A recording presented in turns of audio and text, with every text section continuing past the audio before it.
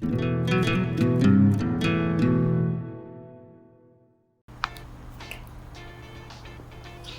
is the B614 barrier.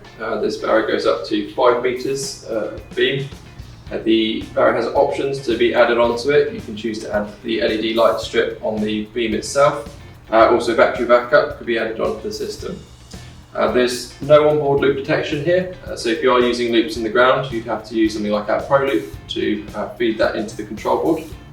Within the system, we're using a spring here because it's quite a short beam. There is the option to add a second spring. It's the same part number.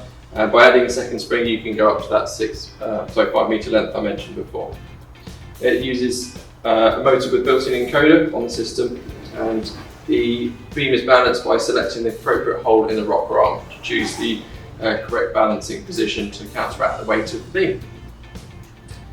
Within the system, we've got 3-button programming on the board that allows you to configure things like the logic and the pause time that the barrier stays up for.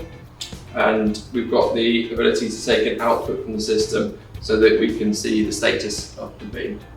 I've actually utilised that function to connect the PAL GSM module, and this particular system allows us to know that the barrier is in the closed position.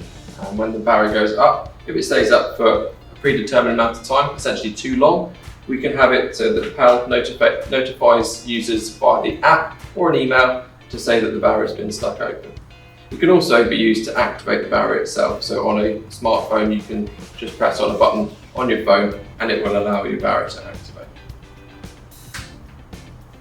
This is the B680 barrier, and with this you have the pump, control board, encoder, rocker arm system with the holes that allow you to select the right position for balancing. Because of that, there are only 2 springs that are required on the B680, either a red or a black spring.